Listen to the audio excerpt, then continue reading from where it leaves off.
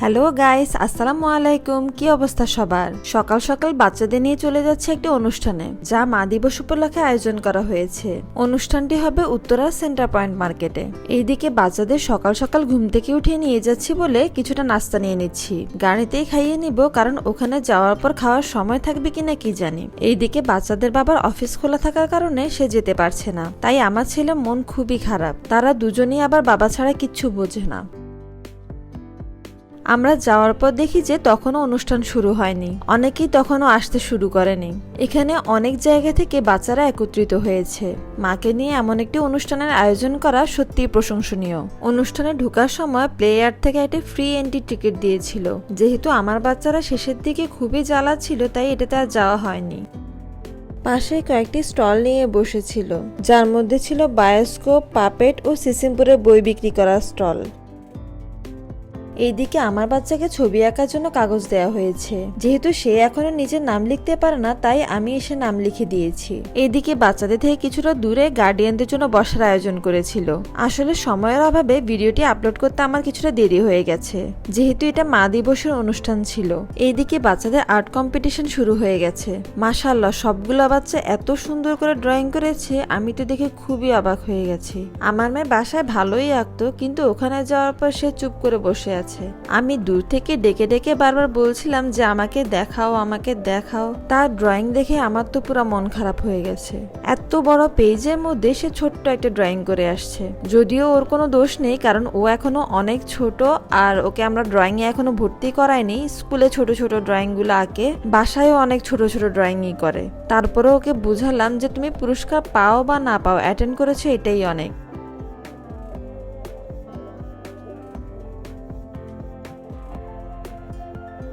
অনুষ্ঠান শেষের পর আমরা চলে গেলাম বিভিন্ন স্টলে। এখানে সিসিমপুরের অনেকগুলো বই আসছে, আর আমার বাচ্চারা যেহেতু সিসিমপুরে বই পড়তে অনেক পছন্দ করে, তাই ওদের জন্য কয়েকটা বই নিলাম। এইদিকে কিন্ডার কোম্পানির ভাইয়ারা বাচ্চাদেরকে চকলেট দিচ্ছিল। মনে হয় তাদের নতুন চকলেট বাজারে এসেছে, তাই বাচ্চাদেরকে দিচ্ছে প্রমোশনের জন্য। আর আমার বাচ্চারা তো চকলেট পেয়ে দারুণ খুশি। এইদিকে আমার ছেলেকে সবাই খুবই আদর করছিল, মাশাআল্লাহ। অনুষ্ঠানের শুরুর দিকে সে ঠিক থাকলেও শেষের দিকে খুবই কান্নাকাটি করছিল, কারণ হঠাৎ করে তার বাবার কথা মনে পড়েছে। এদিকে বাচ্চারা বায়োস্কোপ দেখছিল। আমার মেয়েকে বলছিলাম তুমি দেখবা কিনা, কিন্তু সে প্রথমে ভয় পাচ্ছিল, পরে তাকে জোর করে দিয়েছিলাম। যেহেতু এই বায়োস্কোপটা এখন শহরাঞ্চলে দেখা যায় না এবং অনেক পুরাতন একটি জিনিস, তাই জোর করে মেয়েকে দিয়েছিলাম দেখার জন্য। আর হ্যাঁ, এই বায়োস্কোপ কিন্তু টিকিট কেটে দেখতে হয়। আমার মেয়ে বায়োস্কোপ দেখার পর জিজ্ঞেস করেছিলাম কি দেখেছো, সে কিছুই বলতে পারছে না, শুধু বলল লাউ আর বুড়ির একটা গল্প আছে না, ওইটা দেখেছি। এইদিকে বাচ্চাদের জন্য নাস্তা ও পানি দিয়েছে। কিছুক্ষণ পর শুরু হলো মূল অনুষ্ঠান, পাপেট শো। পাপেট শোটি আয়োজন করেছিল কাকতাড়ুয়া পাপেট থিয়েটার। তাদের এই পাপেট শোটি বাচ্চারা অনেক পছন্দ করেছে, বড়দেরও খুবই ভালো লেগেছে এই পাপেট শোটি। আমার বাচ্চারা তো খুবই মজা পাচ্ছিল। যেহেতু তারা তেমন একটা বাহিরে যায় না, এরকম একটা অনুষ্ঠানে আসতে পেরে তারা খুবই খুশি। পাপেট শো শেষ হওয়ার পর যারা এতক্ষণ মঞ্চের পিছনে কাজ করেছিল, তারা সবাই বের হয়ে আসছে এবং বাচ্চাদের সাথে অনেক অনেক মজা করছিল। বাচ্চারাও পাপেটগুলোকে বারবার ধরছে ও আনন্দ করছে।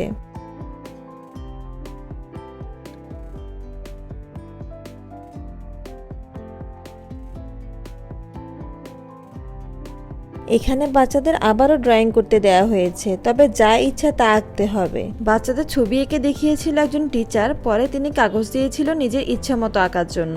সত্যি মাঝে মধ্যে এরকম অনুষ্ঠানে নিয়ে গেলে বাচ্চাদের মন ভালো হয়। সবশেষে সিসিমপুরে বিভিন্ন ক্যারেক্টারগুলো এসেছিল, যেমন টুকটুকি, শিকু, হালুম, ইকরি।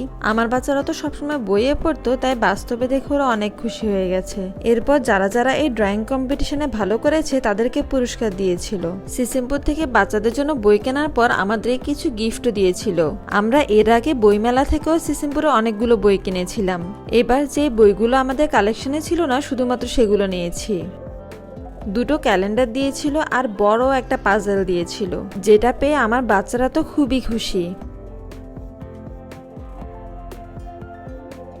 আজ ভিডিওটি এই পর্যন্ত, আবার আরেকদিন দেখা হবে। আল্লাহ হাফেজ।